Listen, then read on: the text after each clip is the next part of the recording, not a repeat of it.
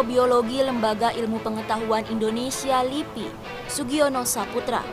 Virus corona pertama kali diidentifikasi sebagai penyebab flu biasa pada tahun 1965 di Inggris. Sampai tahun 2002, virus itu belum dianggap fatal. Namun pasca adanya Severe Acute Respiratory Syndrome SARS-CoV di Cina,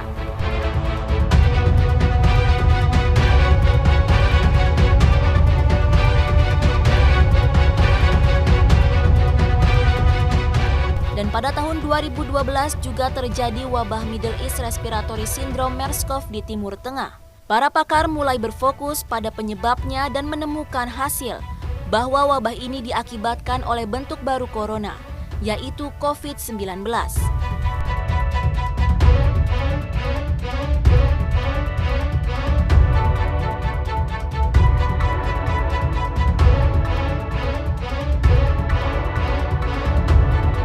Virus corona ini memang salah satu jenis virus yang kita namakan dengan single stranded RNA, material genetiknya itu.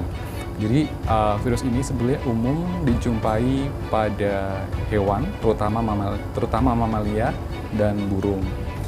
Nah, kalau menurut referensi dari ICTV atau International Committee on Taxonomy of Viruses, sekarang ada kurang lebih 40 jenis coronavirus atau yang kita sebut dengan Coronaviridae, termasuk salah satu jenis yang terbaru dari COVID-19. Nah, dari 40 jenis tersebut, diketahui 7 yang bisa menginfeksi saluran pernapasan manusia.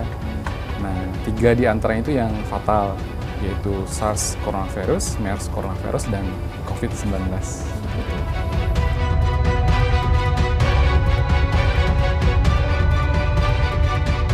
Memang ada 7 jenis coronavirus yang bisa menginfeksi manusia. 4 di antaranya memang penyebab flu biasa, sedangkan 3 di antaranya memang akibatnya lebih parah, lebih fatal, yaitu SARS coronavirus, MERS coronavirus, dan COVID-19. Sebetulnya kalau kita lihat dari gejalanya memang hampir serupa ya.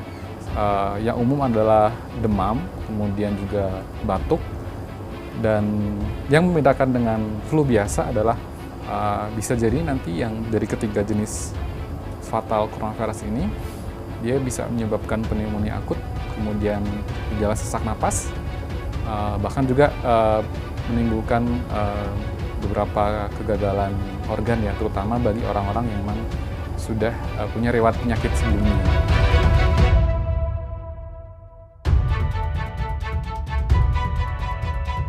Virus COVID-19 ini memang pas kejadiannya dengan musim dingin di Cina gitu, yang dimana kemungkinan memang virus ini lebih bisa bertahan gitu. Yaitu tadi bertahan di suhu yang lebih dingin dengan kelembaban yang pas juga gitu. Nah, kemudian juga karena memang diduga kuat juga berasal dari satwa liar yang diperjualbelikan di Wuhan, di sebuah pasar di Wuhan. Jadi memang setelah ada transmisi dari hewan ke manusia, ada transmisi lain dari manusia ke manusia. Jadi transmisi inilah juga yang mempercepat penyebarannya. Beda kasus dengan misalkan kasus dengan wabah H5N1 misalkan. Ya, jadi kalau H5N1 ini dia tidak ditemui atau mungkin jarang ditemui transmisi dari manusia satu ke manusia yang lain. H5N1 ditularkan dari burung atau ayam yang terinfeksi, yang dimana kita berinteraksi langsung dengan mereka. Jadi tidak ada penularan dari human to human, dari manusia ke manusia gitu.